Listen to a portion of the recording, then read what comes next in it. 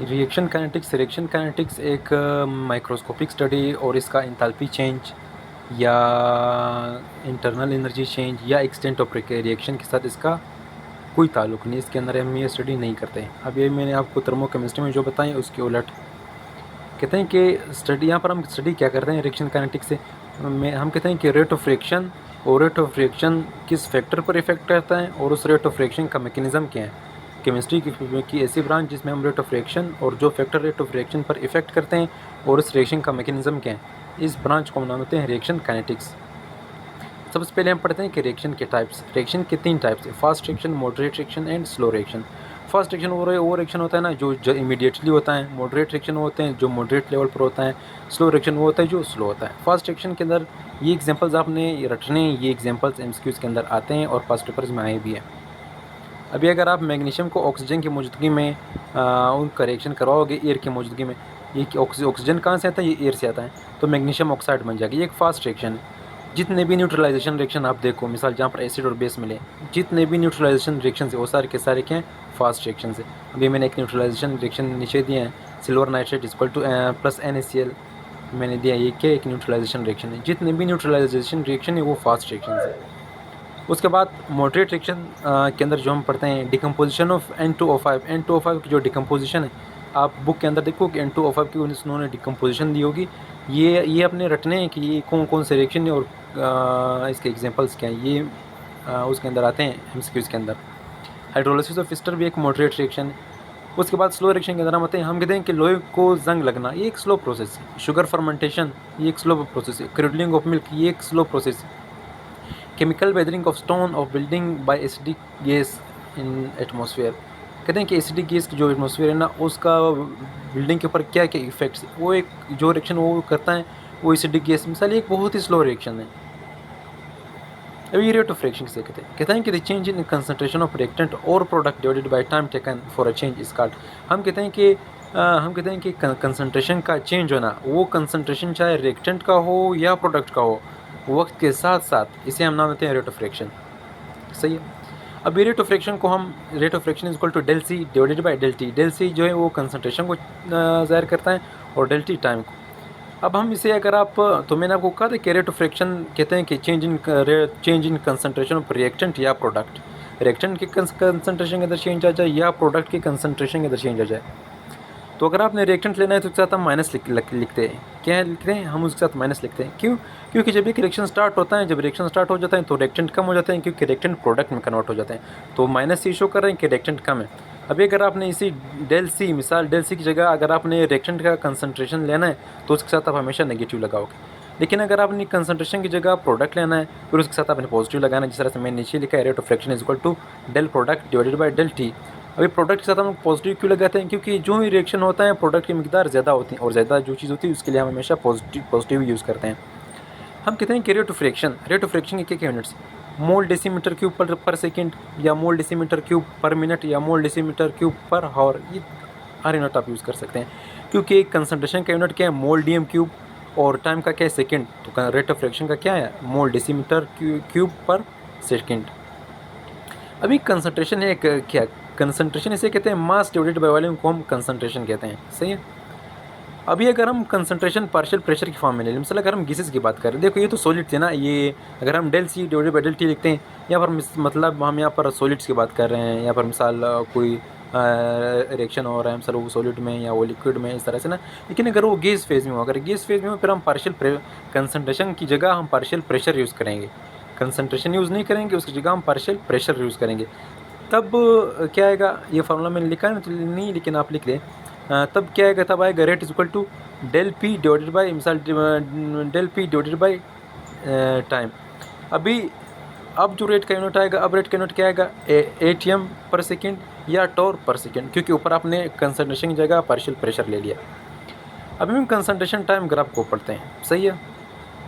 Concentration time graph को जब हम पढ़ते हैं, हम कहते हैं कि rate of reaction directly proportional stiffness of graph. Stiffness कहते हैं तिरछापन। जो ग्राफ जितना तिरछा होगा उसकी स्टिफनेस उतनी ज़्यादा होगी, जिसकी स्टिफनेस जितनी ज़्यादा होगी उसकी जो रेट ऑफ रिएक्शन है वो उतनी ही ज़्यादा होगी। अभी रेट ऑफ रिएक्शन एक वेरिएबल पैरामीटर है। वेरिएबल पैरामीटर क्यों है? क्योंकि रेट ऑफ रिएक्शन हमेशा सेम नहीं होता। स्टार्ट में जब स्टार्ट में रिएक्शन फास्ट होगा, जब फास्ट हो जाएगा, लेकिन जब प्रोडक्ट ज़्यादा बनेंगे तब रिएक्शन तब रिएक्शन आहिस्ता हो जाएगा। तो रेट ऑफ रिएक्शन जो है ना, ये एक वेरिएबल पैरामीटर, ये कभी तेज़ कभी स्लो, ये एक तरह से नहीं चलता कि हमेशा तेज़ चलेगा या हमेशा स्लो चलेगा। रेट ऑफ रिएक्शन जो है वो डायरेक्टली प्रोपोर्शनल है मोलर कंसंट्रेशन ऑफ रिएक्टेंट। वो तो डायरेक्ट ज़ाहिर बात, इस फार्मूले से हम फाइंड आउट कर सकते हैं कि rate of reaction directly proportional to molar concentration of reactant. जितनी कंसंट्रेशन ऑफ रिएक्टेंट ज़्यादा होगा मिसाल उतना ही रेट ऑफ रिएक्शन ज़्यादा होगा, जितना कंसंट्रेशन ऑफ रिएक्टेंट कम होगा उतना ही रेट ऑफ रिएक्शन कम होगा। उसके बाद हम लोगों ने कंसंट्रेशन वर्सेस टाइम ग्राफ हम लोगों ने लिया। अभी देख रिएक्टेंट ऊपर की तरफ है, रिएक्टेंट क्या हो रहा है, रिएक्टेंट का ग्राफ आप देख रहे हैं आहिस्ता आहिस्ता नीचे की तरफ आ रहा है। इसका मतलब ये कि रिएक्टेंट पहले ज़्यादा आता है तो रेट ऑफ रिएक्शन भी ज़्यादा था।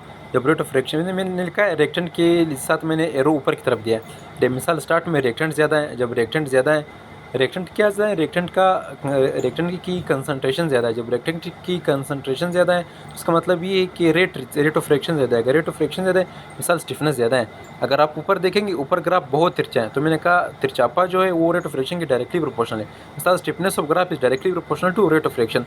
ऊपर जो ग्राफ है ना वो तिरछा है, जो ही आप नीचे आओगे रिएक्टेंट के केस में, जो ही आप नीचे आओगे और प्रोडक्ट केस में जो ही आप ऊपर जाओगे, यहाँ पर क्या होता है ग्राफ की स्टिफनेस कम होती है। जब ग्राफ की स्टिफनेस कम होती है तो मतलब ये कि रेट ऑफ रिएक्शन कम हो रहा है। तो जो ही आप नीचे आते हैं स्टिफनेस भी कम होता है और रेट ऑफ रिएक्शन भी कम होता है। मिसाल स्टार्ट में रिएक्टेंट ज़्यादा था, रेट ऑफ रिएक्शन भी ज़्यादा था। तो जो ये अभी हम इसको प्रोडक्ट की साइड से देखते हैं। जब हम प्रोडक्ट की साइड से देखते हैं, प्रोडक्ट की साइड में पहले ये क्या है कि स्टिफनेस ज़्यादा है, सही है। मिसाल प्रोडक्ट की कंसंट्रेशन जो पहले कम है, प्रोडक्ट की कंसंट्रेशन के पहले कम है, बाद में क्या हो जाती है प्रोडक्ट की कंसंट्रेशन ज़्यादा हो जाती है। इस वजह से प्रोडक्ट ग्राफ ऊपर की तरफ चला जाता है और रिएक्टेंट ग्राफ नीचे की तरफ आ जाता है, सही है।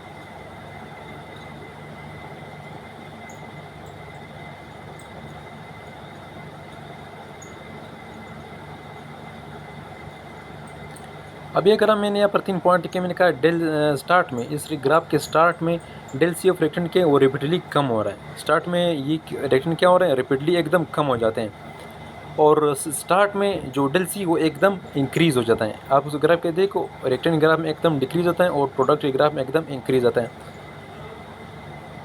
अभी अगर रिएक्टेंट ग्राफ, अभी जो रिएक्टेंट का जो लाइन है, अगर रिएक्टेंट के लाइन ने एक्स एक्सिस को टच किया, मिसाल लास्ट कर्व अगर टाइम एक्सिस को टच किया, इसका मतलब ये कि रिएक्शन कंप्लीट हो गया।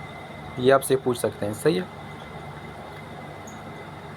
अभी इंस्टेंटेनियस रेट किसे कहते हैं और एवरेज रेट किसे कहते हैं। देखिए इंस्टेंटेनियस कहते हैं एक लम्हे को। अगर आप किसी चीज़ को, मिसाल एक बाइक वाला जा रहे हैं, सही है, मिसाल एक बाइक वाला जा रहे हैं ना, जो वो जा रहे हैं ना, वो आपके सामने एक स्पीड से गुजरा, तो आपने उसको एक लम्हे में देखा कि किसी मिसाल ये इतनी तेज़ स्पीड से ये यहाँ से गुजर गया, वो लम्हा उसे होना होता है इंस्टेंटेनियस, वो उसकी कहते हैं इंस्टेंटेनियस स्पीड थी। लेकिन अगर कोई बाइक वाला जा रहे हैं ना, आपने सबसे पहले नोट किया कि भाई ये यहाँ से जब मिसाल यहाँ से जब चला गया, मिसाल ये 20 मीटर पर सेकंड था, फिर उसके साथ आप जा रहे मिसाल यहाँ तक चला गया 30, यहाँ तक चला गया 40, यहाँ तक चला गया 60, जो मुख्तलिफ इवेंट्स हो गए, जो मुख्तलिफ वैल्यूज़ आ गई, मिसाल उसको कहते हैं एवरेज। ये इंस्टेंटेनियस और एवरेज का फ़र्क। अभी इंस्टेंटेनियस रेट किसे कहते हैं और एवरेज रेट किसे कहते हैं। देखिए अगर एक रिएक्शन और है, तो अगर आप उसके अंदर change in concentration of reactant या प्रोडक्ट एक इंटरवल के लिए देख, मिसाल आप किसी ख़ास लम्हे के लिए ये देख ले कि यार इस रिएक्शन के अंदर कंसंट्रेशन के रिएक्टेंट या प्रोडक्ट की कंसंट्रेशन के अंदर कितना चेंज आया है, उसे हम नाम देते हैं इंस्टेंटेनियस रेट। कहते हैं कि change in concentration of reactant या product on in an interval in a given time is called instantaneous rate. अब यहाँ पर हम क्या कहते हैं एवरेज रेट से कहते हैं कि change in concentration of reactant या प्रोडक्ट बिटवीन 2 स्पेसिफिक टाइम्स। अगर 2 स्पेसिफिक टाइम के को आप नोट कर ले और उसके दरमियान जो कंसंट्रेशन के अंदर जो चेंज आती हैं, चाहे वो रिएक्टेंट की हो या प्रोडक्ट की हो, इसे हम नाम देते हैं एवरेज रेट। अब यहाँ पर मैं आपको एग्जांपल लेता हूँ, इस तरह देखो। अभी मिसाल मैंने इस ग्राफ में कहीं भी मैंने रिएक्टेंट की जो कंसंट्रेशन के अंदर चेंज थी उसको मैंने देखा, तो क्या वो इंस्टेंटेनियस रेट। लेकिन अगर मैं रिएक्टेंट के ऊपर और रिएक्टेंट के नीचे 1-2 पॉइंट में चूज़ कर लो, और यहाँ पर अगर मैं देख लूँ कि यार यहाँ इस दोनों पॉइंट्स के बीच कौन सा डिफरेंस आया है, मिसाल कंसंट्रेशन के अंदर क्या चेंज आया है, तब मैं इसे नाम दूंगा एवरेज रेट। अभी इंस्टेंटेनियस रेट को हम डेल एक्स या डेल टी से डिनोट करते हैं। डेल डी का मतलब डी हम उस वक्त लिखते हैं डी आ जाए या सी आ जाए, इसका दोनों का मिसाल ये डी आ जाए या डेल्टा आ जाए, इस दोनों का मतलब है very small change. Sorry, D का मतलब है वेरी स्मॉल चेंज, डेल्टा का मतलब है लार्ज चेंज। तो मैंने यहाँ पर del X divided by del T इस वजह से मैंने लिखा एक्स लिखूँ सी लिखूँ जो भी लिखना है लिखो, कंसंट्रेशन को ही डिनोट करती है। सही है, क्योंकि अगर आप एक लम्हे में देखते हैं तो बहुत कम चेंज आपको महसूस होगा ना, इस वजह से हम लिखते हैं कि इंस्टेंटेनियस रेट जो है वो del X divided by del T के बराबर है। लेकिन हम एवरेज रेट के सामने हम लिखते हैं del C divided by del T, यहाँ पर हम डेल्टा लिखते हैं, डेल्टा लार्ज चेंज को डिनोट करते हैं। अभी अगर आप दो पॉइंट्स के बीच आप देख रहे हैं कि यार यहाँ पर कंसंट्रेशन के अंदर कितना चेंज है, तो लाजमी बात है वो तो लार्ज चेंज आएगा, वो तो कम चेंज नहीं होगा। कहते हैं कि स्टार्ट में इंस्टेंटेनियस रेट, मिसाल ये रिएक्शन जब स्टार्ट हो रहा है ना, अभी ये रिएक्टेंट की साइड से देख लें या प्रोडक्ट साइड से देख लें, स्टार्ट में इंस्टेंटेनियस रेट ज़्यादा होता है एवरेज रेट से। क्यों? क्योंकि वो रिएक्शन इतना स्टार्ट ही नहीं होता कि हम वहाँ पर दो पॉइंट्स मुख्तस कर लें और वहाँ पर देख लें। स्टार्ट में इंस्टेंटेनियस रेट एवरेज रेट से ज़्यादा होगा। जब आप एंड में जाओगे, एंड में इंस्टेंटेनियस रेट कम हो जाएगा। क्यों? क्योंकि अगर आप एंड में इस वजह से कम हो जाएगा क्योंकि रिएक्शन ऑलमोस्ट हुआ होगा और एट द एंड मिसाल जब वो होगा तो बहुत ही स्लो होगा, तो एंड में रेट ऑफ रिएक्शन कम होगा। अभी देखिए इंस्टेंटेनियस रेट कम होगा। अभी स्टार्ट में इंस्टेंटेनियस रेट क्यों ज़्यादा है? इंस्टेंटेनियस रेट तो हम एक लम्हे पर देखते हैं, तो स्टार्ट में क्या है, रिएक्टेंट ज़्यादा है। जब रिएक्टेंट ज़्यादा है तो रेट ऑफ रिएक्शन भी ज़्यादा होगा, और अगर आप उस रेट ऑफ रिएक्शन को एक लम्हे पर देखते हैं तो वो भी ज़्यादा होगा। एवरेज रेट तो इतना ज़्यादा नहीं होगा। अगर आप आखिर में फिर देखते हैं, जब आप एंड में देखते हैं तो इंस्टेंटेनियस रेट कम होगा। क्यों कम होगा? क्योंकि अगर आप एक लम्हे के अंदर देखते हैं वहाँ पर रिएक्टेंट भी कम है, अगर रिएक्टेंट कम है तो रेट ऑफ रिएक्शन कम है। अगर आप उस रेट ऑफ रिएक्शन को एक लम्हे पर देखते हैं तो मिसाल वो इंस्टेंटेनियस रेट है तो वो भी कम है। एवरेज रेट क्यों ज़्यादा होगा? क्योंकि अगर आप स्टार्ट और एंड का दो पॉइंट्स ले लें तो यहाँ पर तो रेट बहुत ज़्यादा आ जाएगा। क्या कहते हैं, इंस्टेंटेनियस रेट नहीं, एवरेज रेट तो बहुत ज़्यादा आ जाएगा इंस्टेंटेनियस। जब टी ज़ीरो हो जाए, मिसाल जब टाइम ज़ीरो जब टाइम ज़ीरो हो जाए तो इंस्टेंटेनियस रेट एवरेज रेट के बराबर होता है। ये बातें आप याद रखिए। अभी वो कौन से फैक्टर है जो रेट ऑफ रिएक्शन को इफेक्ट करते हैं? सबसे पहले जो नेचर ऑफ रिएक्टेंट, लाजमी बात है नेचर ऑफ रिएक्टेंट जिस तरह से होगा तो वो रेट ऑफ रिएक्शन को तो इफेक्ट करेंगे। अभी मैंने आपको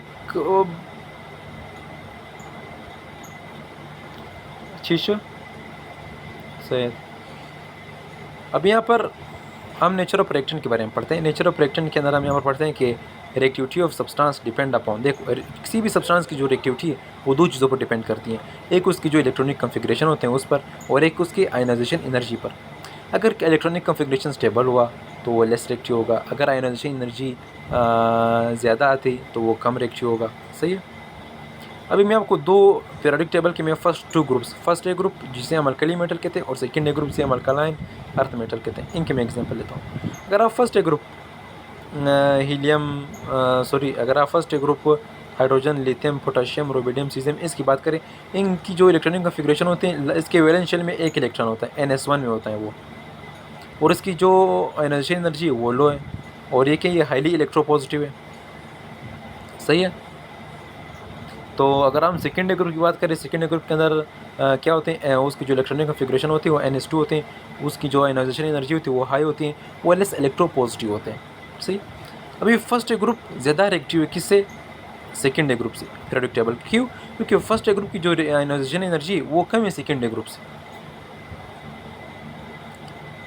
तो फर्स्ट ए ग्रुप क्या करते हैं, वाटर के साथ फास्ट रिएक्शन करते हैं, और सेकेंड ए ग्रुप वाले क्या करते हैं, फास्ट रिएक्शन नहीं करते हैं। क्यों नहीं करते? क्योंकि उनकी आयोनाइजेशन एनर्जी ज़्यादा है।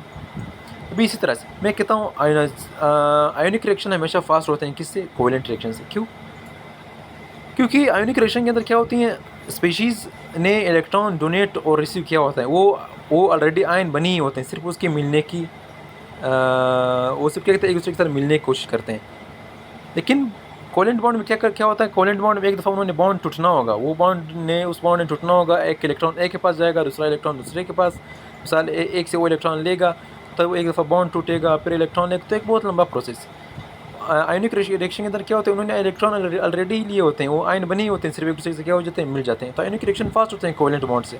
सही। आयनिक रिएक्शन जैसे कि neutralisation reaction, double decomposition reaction, ये सारे के सारे क्या है, ये आयनिक रिएक्शन है। और ऑक्सीडेशन रिडक्शन रिएक्शन जो है वो कोवेलेंट रिएक्शन है। सही। अभी सरफेस एरिया देखो, जितनी किसी चीज़ की सरफेस एरिया ज़्यादा होगी उतना ही उसकी उतना ही कोलिजन ज़्यादा होगा, जितना कोलिजन ज़्यादा होगा तो हमने पढ़ा है रेट ऑफ फ्रैक्शन भी ज़्यादा होगा। सही, अभी मैं एल्यूमिनियम का एग्जांपल लेता हूँ। देखो एल्यूमिनियम को जब आप फॉयल की फॉर्म में लेते हैं, सही है, एल्यूमिनियम को जब आप फॉयल की फॉर्म में लेते हैं, फॉयल मिसाल एल्यूमिनियम फॉयल आपने देखा होगा, सर्च करो एल्यूमिनियम फॉयल, एल्यूमिनियम फॉयल की सरफेस एरिया कम है। जब एल्यूमिनियम फॉर्म की सरफेस एरिया कम है तो वो वार्म्ड सोडियम हाइड्रोक्साइड के साथ भी जब रिएक्शन करता है तो वो मॉडरेट रिएक्शन करता है। लेकिन इसी एल्यूमिनियम को अगर आप पाउडर की फॉर्म में ले आओ तब ये कोल्ड सोडियम हाइड्रोक्साइड के साथ भी फास्ट रिएक्शन करेगा, क्योंकि जब पाउडर फॉर्म में है तो सरफेस एरिया इंक्रीज़ हो जाएगा। अभी कैल्शियम कार्बोनेट जब आप पाउडर फॉर्म मिलोगे तो वो कम रिएक्शन, तो वो इजीली रिएक्शन करेगा, लेकिन अगर जब उसे लार्ज पीसेस में मिलोगे तो स्लो रिएक्शन करेगा। इसी तरह से अगर जिंक को आप पाउडर फॉर्म में लोगे तो वो इजीली रिएक्शन करेगा। लाइट, कुछ रिएक्शन ऐसे होते हैं जो लाइट पर डिपेंडेंट होते हैं, जैसे कि फोटोकेमिकल रिएक्शन, जितनी उन रिएक्शन को आप लाइट ज़्यादा दोगे उतना ही रेट ऑफ रिएक्शन ज़्यादा होगा। अभी फोटोसिंथेसिस, लाइट जितना ज़्यादा होगा उतना ही फोटोसिंथेसिस ज़्यादा होगा। अभी CH4Cl2 जब हम कार्बन टेट्राक्लोराइड बनाते हैं, ये कार्बन टेट्राक्लोराइड तब बनेगा जब आप उसको लाइट दोगे। H2 और Cl जब रिएक्शन करते हैं तो वो हमारे साथ HCl बनाते हैं, ये भी लाइट की मौजूदगी में ही होता है ये रिएक्शन। ये क्या होता है, ये डे लाइट को क्या होता है, स्लो होता है।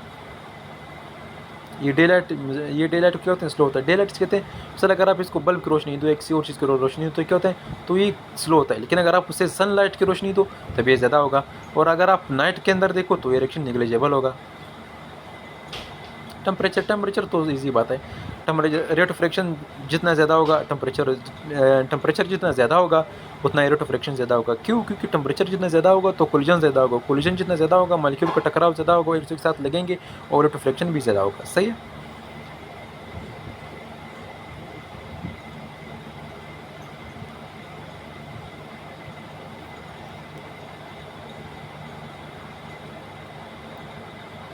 और उसके बाद कंसंट्रेशन ऑफ रिएक्शन। अभी कहते हैं कि रेट ऑफ रिएक्शन जो डायरेक्टली प्रोपोर्शनल है product of molar concentration of reactant, product of molar concentration of reactant. मिसाल रिएक्टेंट जितने ज़्यादा होंगे उतना ही concentration of rate of reaction ज़्यादा होगा। अभी कहते हैं अगर आप वुड को ऑक्सीजन की मौजूदगी में जलाओ, अगर आप 21% ऑक्सीजन की मौजूदगी में आप उसे जलाते हो तो वो स्लो रिएक्शन करेगा। सही है। लेकिन अगर यही वुड है, अगर आप इसे 100% ऑक्सीजन दे दो तो ये फास्ट रिएक्शन करेगा। मिसाल रिएक्टेंट ज़्यादा हो गए तो रेट ऑफ रिएक्शन भी ज़्यादा हो जाएगा। वे कहते हैं